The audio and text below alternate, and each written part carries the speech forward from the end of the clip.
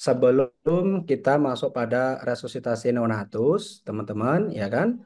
Mungkin sebagai dasaran, sebagai awalan, teman-teman, saya ingin sampaikan dulu kaitannya dengan BHD pada orang dewasa, karena nanti menyangkut dengan BHD pada ibu hamil, itu kan hampir mirip dengan BHD pada orang dewasa, cuma nanti bedanya adalah ditambahkan dengan LUD atau Left Uterine Displacement. Oke, PPT-nya sudah bisa terlihat ya, Kakak Eti. Ya, sudah muncul Bapak. Baik, teman-teman, kita mulai ya. Kita akan membahas tentang BHD dulu pada orang dewasa secara singkat. Kemudian nanti kita lanjutkan pada BHD pada kondisi khusus seperti ibu hamil. Dan lalu kemudian kita lanjutkan pada BHD dengan neonatus ya. Seperti itu info yang disampaikan kepada kami. Jadi, teman-teman, kita akan merefresh kembali tentang BHD pada orang dewasa pada umumnya, ya kan? Nah, materi yang akan saya sampaikan ini sudah mengacu pada standar keilmuan yang terbaru, yaitu dari American Heart Association, last update di tahun 2020. Ya, oke, langsung saja, teman-teman. Nah, ini adalah latar belakangnya bahwa seperti yang kita ketahui, angka kematian tertinggi pada tiap tahunnya hampir di seluruh negara di belahan dunia manapun gitu ya, di negara manapun gitu. Nomor satu adalah heart disease atau penyakit jantung. Nah, ya, penyakit jantung ini tipikalnya menyerangnya cepat, kemudian biasanya menyebabkan perburukan pun dalam rentang waktu yang cepat, dan kalau tidak segera ditangani, rata-rata bisa menimbulkan aritmia atau bahkan sudden death. Contohnya adalah kasus SKA, ya kan? Sindrom koroner akut.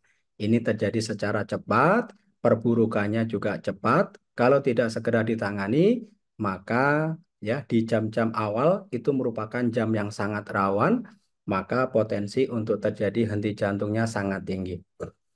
Nah, kalau kita melihat data statistik secara global, memang di beberapa negara nomor satu adalah kardiovaskuler. Tetapi kalau di negara kita, penyakit kardiovaskuler, contohnya adalah SKA, ini menepati urutan nomor dua ya, dari data yang disampaikan oleh Riskesdas. Nomor dua, meskipun nomor dua, tetapi secara kuantitatif angkanya juga masih sangat banyak, ya. Sehingga perlu penanganan segera pada kegawat daruratan, khususnya adalah jantung dan pembuluh darah. Baik, teman-teman, ini sekedar refresh saja sebelum saya masuk pada CPR pada ibu hamil, ya kan?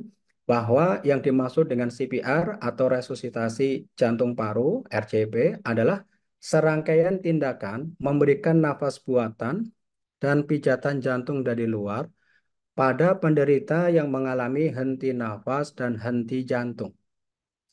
Dari definisi ini sangatlah jelas. Jadi kalau kita sederhanakan bahasanya adalah tindakan life saving ya yang kita berikan pada korban-korban yang mengalami henti jantung. Ya, itu adalah definisi umum dari CPR. Nah, tentu teman-teman pada kesempatan ini kita akan refresh kembali, ya kan? Apa saja sih tanda dan gejala dari cardiac arrest? Yang pertama tentu adalah unrespon. Ya, unrespon itu artinya pasiennya tidak berespon atau pasiennya tidak sadar. Lalu kemudian yang kedua pulseless. Ya, pada saat kita lakukan perabaan atau palpasi pada nadi karotis tidak teraba nadi. Lalu kemudian yang ketiga adalah breathless atau tidak ada nafas. Kita tidak melihat adanya pengembangan dinding dada. Jadi kalau pasiennya tidak sadar, tidak ada nadi dan tidak ada nafas, kita perlu segera untuk melakukan CPR. Nah, sebagai tambahan, teman-teman, ya ini mungkin teman-teman belum banyak yang terpapar bahwa yang juga harus segera dilakukan CPR pada korban dewasa adalah pasien dalam kondisi agonal gasping. Ya, agonal gasping. Agonal gasping ini merupakan pernafasan yang tidak normal, ya, abnormal breathing gitu ya, dengan dengan respiration rate yang sangat lambat, ya, kurang dari 6 kali per menit, dan manifestasi daripada gasping mirip seperti korban tenggelam, ya, gitu ya. Ya. Atau seperti korban yang snoring, ngorok, atau bahkan ada yang biasanya mengeluarkan suara stridor. Ya, nah kembali lagi, eh, gasping ini pun harus segera dilakukan CPR. Karena pada hakikatnya gasping ini termasuk tanda dan gejala henti jantung yang biasanya muncul ya 1 hingga 2 menit sesaat setelah terjadinya cardiac arrest ya. Selain gasping biasanya akan disertai dengan gejala yang lain yaitu kejang ya. Nah, kita lanjutkan teman-teman. Ini adalah CPR secara umum bahwa yang namanya CPR itu sangat mudah untuk kita laksanakan. Mnemoniknya adalah DRCAB ya, CAB ya. D itu danger ya, lalu kemudian R itu respon. Kalau pasien tidak respon maka call for help, berteriaklah memanggil bantuan. Lalu kemudian kita lanjutkan dengan cek nadi dan cek nafas. Andai kata si korban tidak ada nadi, tidak ada nafas, maka kita lanjutkan dengan compression, airway, uh, opening airway, membuka jalan nafas, dan kita berikan breathing atau ventilasi kurang lebih 2 kali. Ya, 2 ventilasi ya. Oke, kita akan refresh teman-teman ya, secara umum, general ya. Danger ini ada 3A, aman diri, aman lingkungan, dan aman pasien. Aman diri tentu kita perlu mengenakan APD, ya sekurang-kurangnya adalah handscoon. Lalu kemudian aman lingkungan, ya kalau situasinya itu berada di rumah sakit, ya dengan kondisi yang sangat riuh, penuh dengan pengunjung, maka kita minta keluarga untuk menunggu di luar terlebih dahulu, ya cukup 1 orang yang ada di dalam. Lalu kemudian aman pasien, kunci brankar, pasang handrail. Ya, oke. Itu adalah danger. Aman diri, aman lingkungan, aman pasien. Lalu berikutnya adalah cek respon, teman-teman ya. Pada literasi yang terbaru, ya kaitannya dengan cek respon, ya kita hanya perlu melakukannya dengan tepuk bahu sembari kita memanggil korban. Pak, bangun Pak, gitu ya. Pak, buka matanya, Pak. Apakah si korban berespon? Kalau ternyata si korban tidak respon, langkah selanjutnya adalah panggil bantuan atau shout for help. Berteriaklah memanggil orang terdekat atau Anda boleh menggunakan smartphone yang Anda miliki untuk menghubungi emergency system. Nah, kalau di negara kita berarti ya 119. Kalau di rumah sakit berarti kita perlu untuk mengaktifkan code blue system. Ya. Setelah kita meminta bantuan, selanjutnya cek nadi dan cek nafas. Ini pun dalam guideline yang terbaru, teman-teman. Dalam guideline yang terbaru ya, kita lakukan dengan simultan look and feel. Ya, look kita lihat, kita amati pengembangan dada, lalu kemudian feel kita lakukan perabaan pada nadi karotis. Look and feel ini, kawan-kawan, kita laksanakan secara bersamaan, waktunya 5 sampai 10 detik. Jadi sekurang-kurangnya 5, maksimum adalah 10 detik. Nah, bagaimana kalau seandainya kita ragu-ragu ada nadi atau tidak? Maka sebaiknya kita ambil kemungkinan yang paling buruk ya.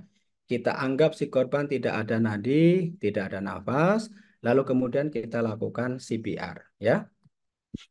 Oke, teman-teman, kita lanjutkan. Yang berikutnya adalah setelah kita cek nadi dan cek nafas, ini hasilnya. Kalau memang tidak ada nadi, tidak ada nafas, atau hanya terlihat gasping, maka kita perlu untuk segera melakukan CPR.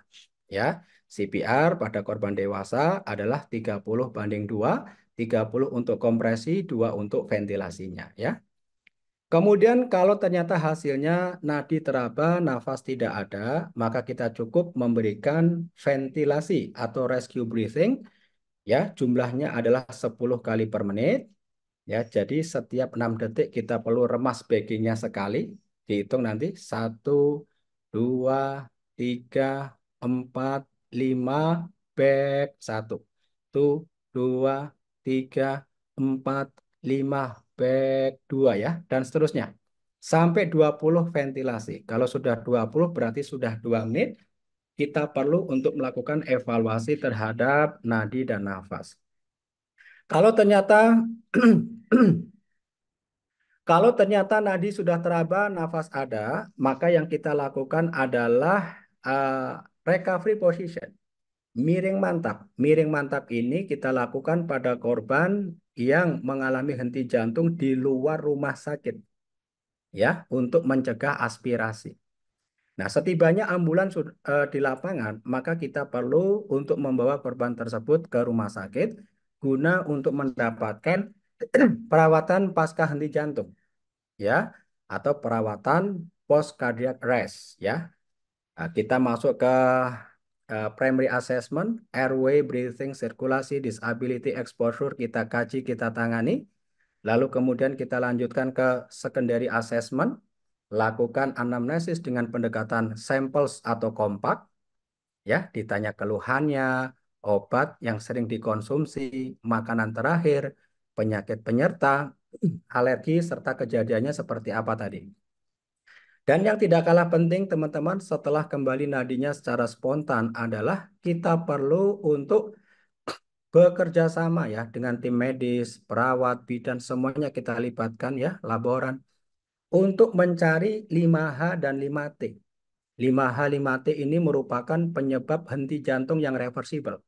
Itu harus segera kita cari, harus segera kita temukan, dan harus segera kita lakukan pengobatan atau penanganan.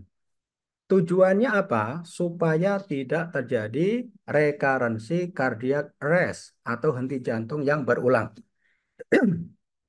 Karena banyak sekali teman-teman, korban awalnya mengalami henti jantung. Dilakukan ikhtiar CPR gitu ya, CPR, DC shock, epinefrin, amiodaron ya. Kembali nadi dan nafasnya secara spontan. Kemudian penyebabnya tidak dicari, tidak dikejar. Ya pada akhirnya beberapa saat kemudian ya si korban henti jantung lagi. Ya, karena apa? Penyebabnya tidak ditangani. Nah, kalau terjadi henti jantung yang berikutnya, yang kedua, ketiga, dan seterusnya, maka kalaupun kita lakukan CPR, kemungkinan untuk terjadi ROS, Return of Spontaneous Circulation, ya, akan semakin kecil. Kenapa? Karena tingkat daripada kerusakan sel otak sudah terlanjur meluas. Ya, jadi otak kita itu kalau tidak mendapatkan pasokan darah secara cukup, apalagi terputus sirkulasinya akibat peristiwa henti jantung, ya pasti akan terjadi kerusakan. Semakin bertambah luas, gitu kan? Oke, jadi teman-teman sekali lagi, yang tidak kalah penting setelah ROSC, Return of Spontaneous Circulation, kembali nadinya secara spontan, kita perlu untuk apa tadi? Mencari dan menangani penyebabnya. 5H, 5T. 5H itu apa saja, Pak? 5H, teman-teman, 5H itu dari hipoksia, ya, hipoksia, kekurangan oksigen ya. Lalu kemudian hipovolemia. Nih, kadar cairan di dalam tubuh korban yang sangat rendah. Bisa karena perdarahan, bisa karena dehidrasi, dan lain sebagainya. Lalu kemudian H yang ketiga adalah eh, hipotermia. Hipotermia ya, kedinginan, kehilangan panas tubuh secara ekstrim ya. Karena suhu di bawah 35 derajat Celcius saja itu sudah merupakan penyebab ya terjadinya bradikardia yang simptomatik ya. Heart rate-nya bisa semakin turun, bahkan turunnya itu di bawah 50 kali per menit dan akan disertai dengan tanda dan gejala yang sangat spesifik. Kemudian H yang keempat adalah hipo atau hiperkalemi. Seperti yang kita ketahui bahwa nilai kalium itu normalnya 3,5 sampai 5,5. Kalau kurang dari 3,5 berarti hipo, kalau di atas 5,5 berarti hiper. Itu dua-duanya sangat merugikan bagi pasien karena bisa mencetuskan salah satunya adalah aritmia, ya kan? Kalau hiperkalemi ya cenderung mengarah pada bradikardi, kalau hipokalemi cenderung mengarah pada takikardia. Lalu kemudian yang kelima adalah hidrogen ion atau gangguan asam basa. Itu 5H. Yang 5T apa, Pak? Ada trombosis koronari. Artinya ada sumbatan pada arteri koroner. Arteri yang memiliki peran dan fungsi dalam mengalinkan darah yang kaya akan oksigen ke otot jantung. Kesumbat, berarti SKA nih pasiennya. Lalu kemudian yang kedua adalah trombosis pulmonari. Ada sumbatan pada arteri pulmoner. Ini 90% disebabkan oleh karena DVT, teman-teman. Deep vein thrombosis. Adanya trombus yang terjadi pada tungkai bagian bawah biasanya. Akibat trauma atau akibat yang lain. Kemudian yang ketiga adalah T yang ketiga itu tamponade jantung. T yang keempat tension pneumothoraks, paru-parunya robek, udaranya keluar dan mengisi pleura. Lalu kemudian menekan paru korban itu sendiri, itu namanya tension. Kalau tidak segera dilakukan penanganan berupa needle decompression, maka dapat menyebabkan hipoksia berat dan gangguan sirkulasi dan pada akhirnya si korban dapat mengalami kematian. Lalu kemudian T yang terakhir adalah toksin atau keracunan. Nah, itu harus segera dicari, diperiksa teman-teman, dan harus segera dilakukan upaya penanganan. Kemudian secara umum ya, yang perlu kita perhatikan adalah teknik kompresi. Nih, harus benar posisi pasien, harus benar posisi penolong, ya kan? Posisi penolong ya antara bahu dengan tangan harus tegak lurus, lalu kemudian nanti pada saat kita melakukan kompresi dorong ke bawah dengan menggunakan bahu, tidak menggunakan kekuatan sendi. Lalu kemudian aman pasien, pastikan pasien terlentang di atas alas yang datar dan rata. Jadi kalau pasien, misalkan ibu hamilnya nanti ya mengalami henti jantung di atas spring bed, di atas kasur ya, maka kita sebelum memulai melakukan kompresi harus menggunakan papan CPR. Kalau tidak ketemu papan CPR atau tidak tersedia papan CPR, maka lebih baik kita turunkan saja ya ke lantai ya. Itu kan sudah sesuai. Lantai itu rata dan keras supaya kedalaman kompresinya bisa mencapai target yaitu kurang lebih 5 cm. Kemudian letakkan tumit tangan penolong di atas sternum pasien di setengah dada bagian yang bawah. Tulang sternum yang panjang ini teman-teman, kita cari titik tengahnya. Ini akan membagi dua titik tengah tersebut, bagian atas dan bagian bawah. Nah, kita letakkan tumit tangan kita selaku penolong itu di setengah tulang dada bagian yang bawah. Kemudian yang perlu saya sampaikan, teman-teman, pada saat kita melakukan CPR pada korban secara umum dan nanti juga pada korban hamil, tentu harus memenuhi standar high quality CPR atau CPR yang berkualitas tinggi.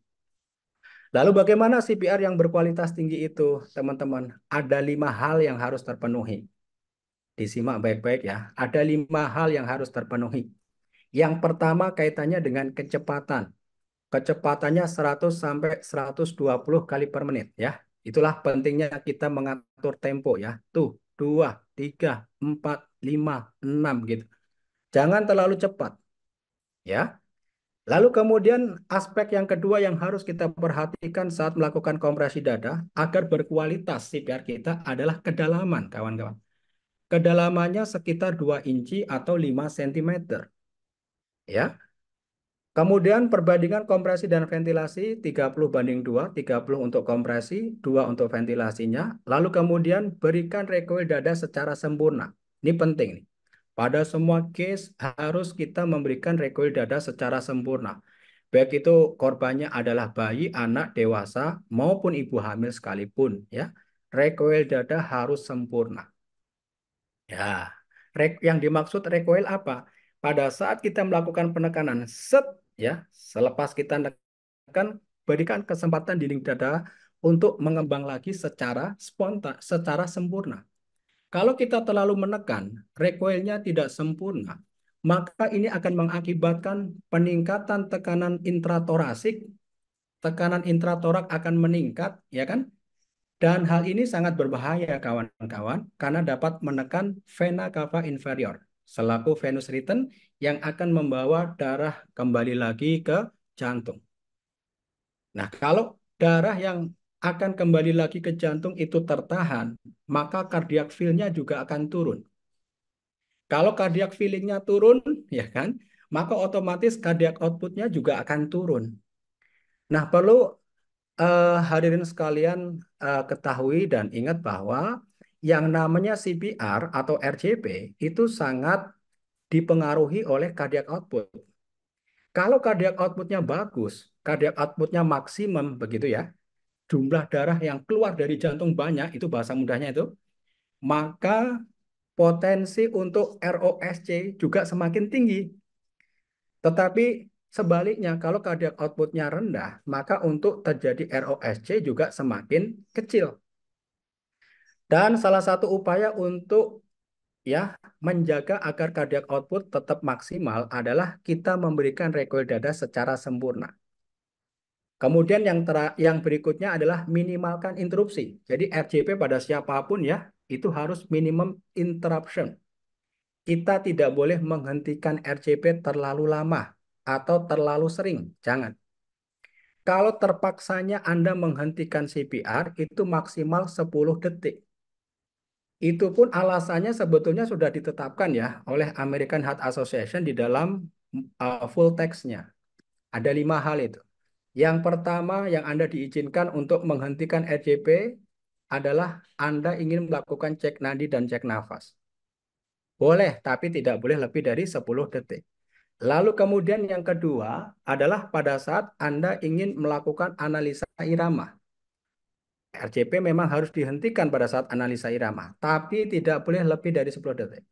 Yang ketiga pada saat ingin melakukan intubation, ya, pemasangan advance airway, melakukan airway definitif, ETT. Ya, kalau memang tidak bisa sembari melakukan RJP dan Anda melakukan pemasangan ETT terganggu, boleh dihentikan, boleh. Tetapi tidak boleh lebih dari 10 detik. Lalu kemudian yang keempat adalah pada saat melakukan tindakan terapi listrik atau yang lebih dikenal dengan istilah defibrilasi. Nah, kalau ilamanya VT atau VF, kita akan melakukan shock ya. Jadi everybody clear, semuanya kan clear. Itu hand off. Ya, semuanya tidak ada yang megang pasien. Maka kita harus segera melakukan shock pun ya, itu jangan terlalu lama, maksimal adalah 10 detik. Dan yang terakhir kelima ya adalah pada saat bertukar posisi dengan kompresor, dengan orang yang melakukan CPR ya. Itu proses pertukaran posisinya, pertukaran personnya tidak boleh lebih dari 10 detik. Itu ya teman-teman ya. Lalu kemudian eh, CPR yang berkualitas tinggi yang terakhir adalah sebagai tambahan itu eh, avoid hyperexcessive ventilation ya. Eh, Tolong jangan memberikan ventilasi secara berlebihan, terlalu banyak. Umpamanya nih, 25, 26, 27, 28, 29, 30. Berikan ventilasi. Set. Wah ya, semuanya diremes backingnya ya. Backnya diremes. Nah itu nggak boleh teman-teman. Kenapa? Kalau kita terlalu bersemangat memberikan ventilasi sehingga berlebihan, dapat yang pertama adalah menyebabkan peningkatan tekanan intratorak. Kalau tekanan intratorak meningkat, ya lagi-lagi apa? Venous return akan tertekan, cardiac feeling-nya akan terganggu, sehingga cardiac output-nya juga akan turun. Itu yang pertama. Lalu kemudian yang kedua, bahaya memberikan ventilasi secara berlebihan adalah tentu barotrauma. Barotrauma. Ya, kerusakan pada organa respiratoria, khususnya bronkus, alveoli, dan trachea, akibat tekanan udara yang terlalu kenceng. Nah, ini bisa robek ya, bisa pneumotorak, bisa tension pneumotorak, bahkan bisa atelektasis paru ya. Lalu bagaimana untuk ventilasi yang tidak berlebihan? Itu disesuaikan dengan tidal volume, teman-teman ya. Disesuaikan dengan tidal volume, yakni 500 sampai 600 mili pada korban dewasa. Jadi remesnya nggak usah berlebihan. Kalau BVM-nya memiliki volume total adalah 2000, maka seperempat. Kalau 1500 sepertiga ya. Nah, ya. Atau sampai dinding dada korban ngembang, terlihat mengembang, itu sudah dianggap cukup. Jangan berlebihan ya. Nah, setelah kita memberikan 30 kompresi yang berkualitas tadi, teman-teman, tiba saatnya kita untuk membuka jalan nafas. Nah, terkait dengan membuka jalan nafas, kawan-kawan ya, kita bisa lakukan dengan dua teknik, yaitu head tilt chin lift dan teknik jaw thrust. Untuk head tilt chin lift ya, kita seperti melakukan hiperekstensi gitu terhadap kepala, gitu ya. Ini boleh kita lakukan kalau memang kondisinya non-traumatik, bukan pasien trauma. Sehingga kita tidak mengkhawatirkan adanya fraktur servikal. Lah kalau si korbannya ternyata adalah korban trauma, misalkan jatuh dari ketinggian, kecelakaan, atau akibat tindakan kekerasan tertentu, ya kan? Di sekujur tubuhnya ada luka, maka untuk membuka jalan nafasnya kita lakukan dengan metode yang kedua, yaitu dengan jaw thrust, ya. Oke, karena pada prinsipnya pasien trauma itu kita diminta untuk mencurigai bahwa korban bisa saja mengalami atau terkena fraktur servikal, gitu ya. Nah, setelah membuka jalan nafas secara umum, teman-teman kita perlu untuk memberikan ventilasi. Ya, memberikan ventilasi secara langsung seperti ini dilarang, teman-teman. Ya, kecuali pada seseorang yang kita kenal, seperti orang tua, anak, saudara gitu boleh. Tapi pada orang asing sebaiknya dihindari ya. Lalu kemudian yang aman bagaimana Pak? Tentu menggunakan sungkup seperti ini, mouth to mask, atau menggunakan barrier, ya, atau yang lebih aman lagi menggunakan BVM tentunya, menggunakan BVM atau teman-teman sering kali nyebutnya ambu bag gitu ya. Nah, itu jauh lebih aman. Kalau Anda sendiri megangnya isi klem, CE ya, C-nya di sungkup, E-nya di dagu, kemudian di hiperekstensi, remas, sesuaikan dengan tidal volume ya. Nah, kalau dua orang penolong maka kita lakukan dengan double isi klem.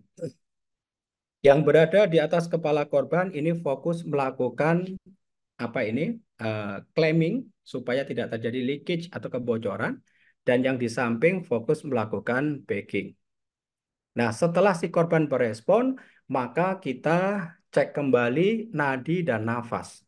Ya, pada saat kita melakukan RCP, tuh 2, 3, 4, 5, 6 dan seterusnya. Kalau seandainya pasiennya respon, entah itu pasiennya batuk atau tiba-tiba matanya melek, ya kan? Atau tiba-tiba gerak anggota badannya gitu, kita hentikan RCP-nya, kita perlu untuk melakukan reevaluasi terhadap nadi dan nafas. Bagaimana hasilnya? Kalau ternyata sudah ada nadi, tapi belum ada nafas, ya, kita hanya perlu melakukan rescue breathing. Kompresinya kita sudahi. Berapa rescue breathingnya? 10 kali per menit. Ya, jadi kita remas backingnya boleh 1.000, 2.000, 3.000 boleh lah. Itu kan hanya sekedar teknik ya. Ada yang 1, 2, 3, 4, 5 back bisa. Ya, atau sembari melihat detikan juga bisa. Ya kan, kita tidak perlu mendebatkan hal-hal yang remeh-temeh seperti itu, teman-teman ya. Yang penting Anda berikan 10 kali per menit ya, dan lakukan evaluasi setiap 2 menit. Nah, kalau ternyata Anda tidak mungkin untuk memberikan ventilasi tadi ya, yang Anda RCP adalah orang asing yang tidak dikenal, maka Anda cukup melakukan HOC atau hands only CPR. CPR saja tanpa adanya ventilasi ya. Dan CPR-nya continue. 28, 29, 30, lanjut. 1, 2, 3 terus ya sampai tim ahlinya datang. Artinya setelah 30 tidak dijeda beberapa saat gitu ya. Tetap continue. Nah, kita lanjutkan teman-teman. Nah, apabila ternyata si korban sudah kembali nadi dan nafasnya secara spontan dan posisinya berada di luar rumah sakit, kita perlu memberikan recovery position atau miring mantap. Ini dimaksudkan untuk mencegah aspirasi. Nah, setibanya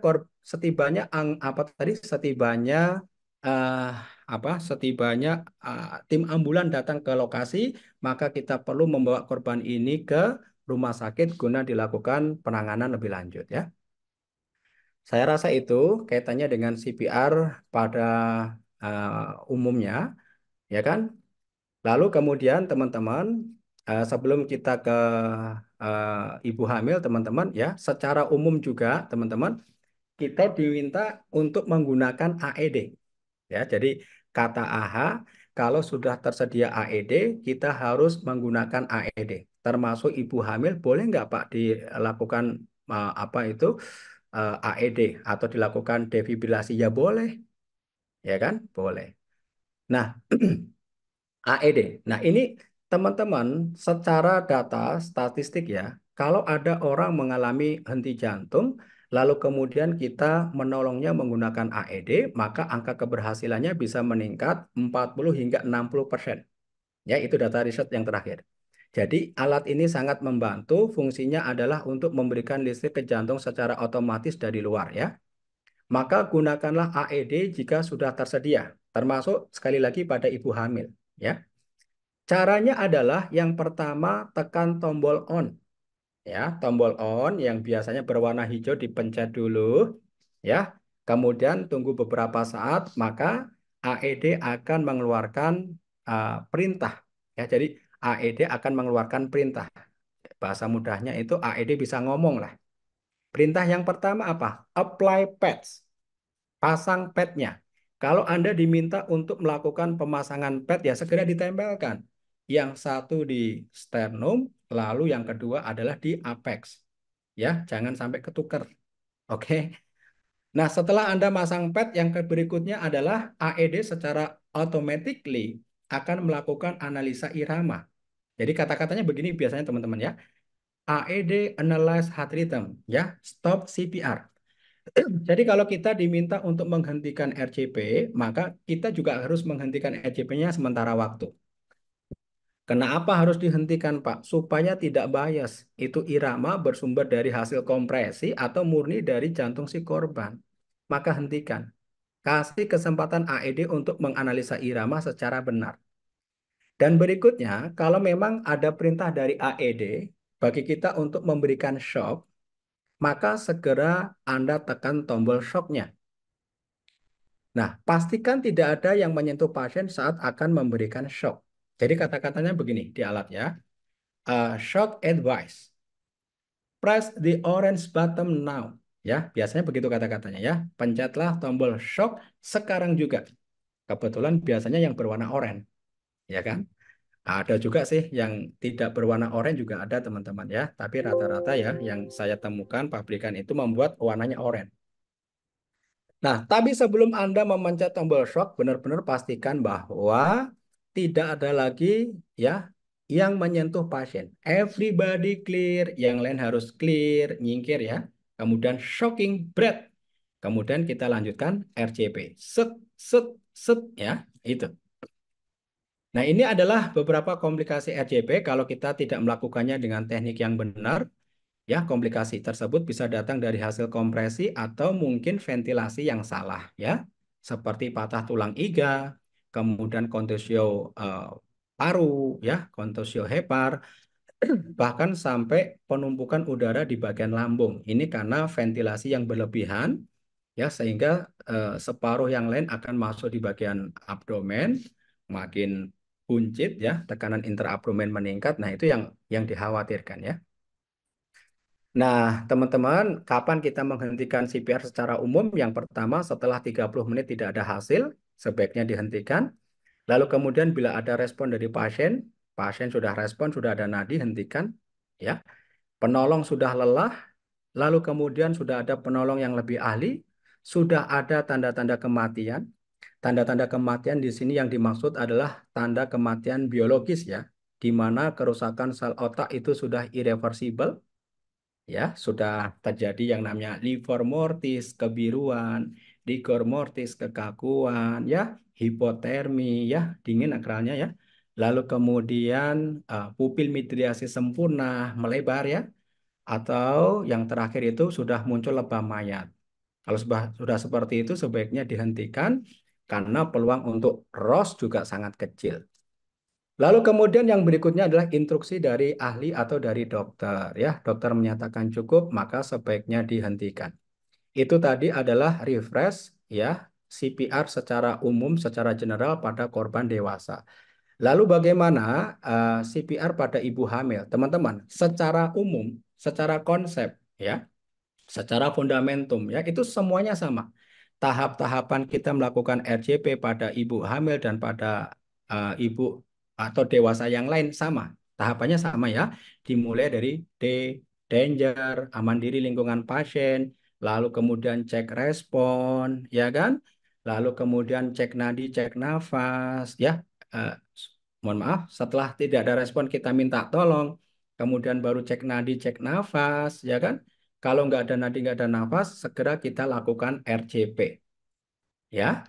Nah, cuman yang membedakan apa, Pak? CPR pada ibu hamil ya, khususnya pada ibu hamil yang sudah masuk trimester yang ketiga dengan kondisi perut yang sudah lumayan besar ya. Oke.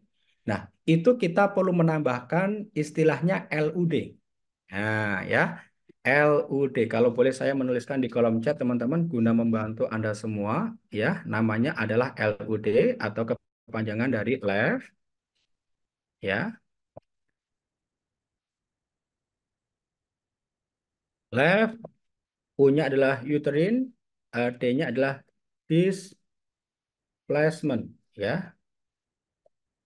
Left uterine displacement. Jadi bagaimana tekniknya? Nanti teman-teman ada salah seorang eh, tim yang mendorong perut korban ya ke arah kiri, ya didorong ke arah kiri, kemudian sembari dilakukan RCP, ya left uterine displacement, ya kita dorong ya kan perutnya ke arah kiri. Nah, kenapa perlu kita lakukan LUD, teman-teman? Agar ya vena cava inferior ya vena cava inferior pars abdominalis di sana ada pembuluh darah besar, pembuluh darah balik besar yang ada di bagian abdomen ya, kalau tidak kita geser maka dengan sendirinya dia akan tertekan oleh janin. Kalau dia tertekan oleh janin otomatis ya ini akan mengganggu proses pengisian jantung, ya kan, cardiac feelingnya akan turun.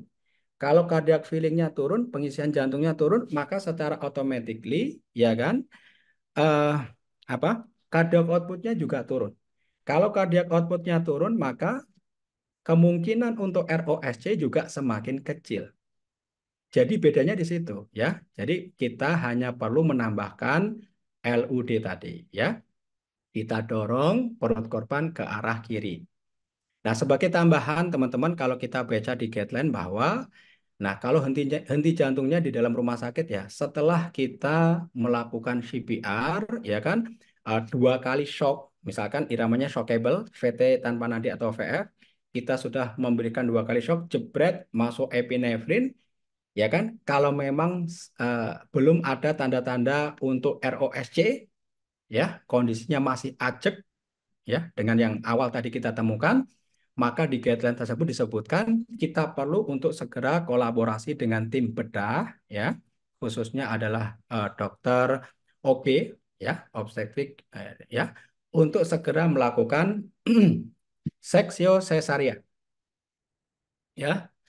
Jadi saya ulangi ya, di dalam guideline AH 2020 ya untuk CPR pada kondisi khusus ya. Setelah kita memberikan dua kali shock, jebret masuk epinefrin, kita lanjutkan lagi RCP-nya. Kalau memang si korban tidak ada perbaikan sedikit pun, tidak ada perubahan sedikit pun, maka kita perlu untuk mempertimbangkan untuk melakukan terminasi kehamilan, ya kan? Kita perlu untuk segera mendorong korban ini sembari dilakukan RCP atau mungkin RCP yang otomatis itu teman-teman. Kita dorong ke ruang bedah, ya kan? Untuk dilakukan seksio sesarea secara situ. Nah, ya, kita selamatkan janinnya. Itu ya, teman-teman ya. Itu mungkin tambah-tambahannya.